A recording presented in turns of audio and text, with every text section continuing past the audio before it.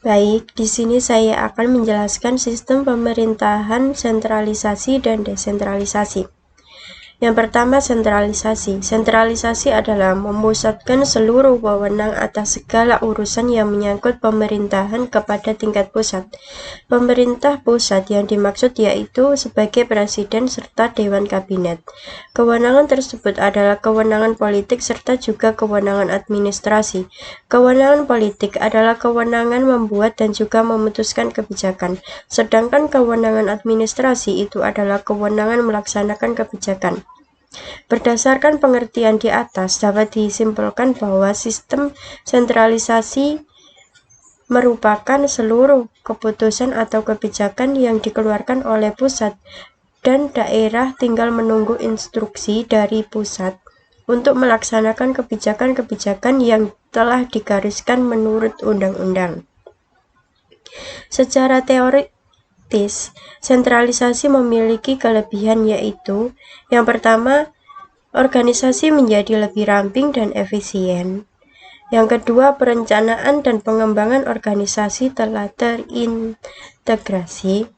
Yang ketiga yaitu peningkatan resource sharing dan sinergi. Yang keempat yaitu pengurangan redundansi aset dan fasilitas lain.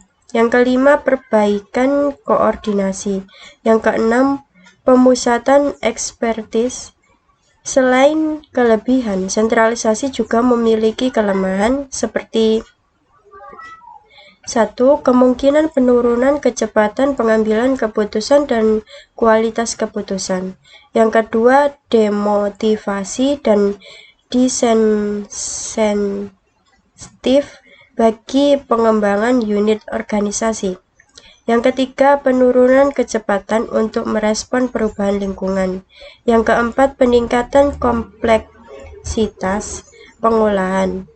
Yang kelima, perspektif luas tapi kurang mendalam. Yang kedua yaitu desentralisasi. Desentralisasi secara terminologi berasal dari bahasa Latin yang berarti yang artinya lepas dan sentrum artinya pusat, sehingga dapat diartikan sebagai melepaskan dari pusat. Dalam sudut ketatanegaraan, desentralisasi yaitu penyerahan kekuasaan pemerintah dari pusat kepada daerah-daerah yang mengurus rumah tangga sendiri atau daerah otonomi. Pada Undang-Undang Nomor 5 Tahun 1974 disebutkan dalam pasal 1 huruf B, desentralisasi adalah penyerahan urusan pemerintah dari pemerintah atau daerah tingkat atasnya kepada daerah menjadi urusan rumah tangganya. Sedangkan pada Undang-Undang Nomor 22 Tahun 1999 Pasal 1 huruf E bahwa desentralisasi adalah penyerahan wewenang pemerintahan oleh pemerintah kepada daerah otonomi dalam kerangka Negara Kesatuan Republik Indonesia. Logeman mengemukakan bahwa desentralisasi berarti adanya kekuasaan bertindak merdeka yang diberikan kepada satu satuan kenegaraan yang memerintahkan sendiri daerah itu, yaitu kekuasaan yang berdasarkan inisiatif sendiri disebut otonomi, yang oleh Van Vollenhoven dinamakan Eigenmeesterschap.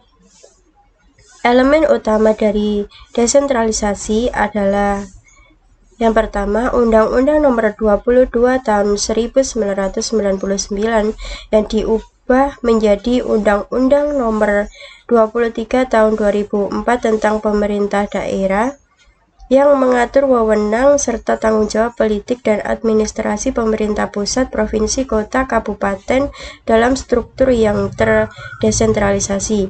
Yang kedua, Undang-Undang Nomor 25 Tahun 1999 yang kemudian diubah menjadi Undang-Undang Nomor 33 Tahun 2004 tentang perimbangan keuangan antara pemerintah pusat dan pemerintah daerah.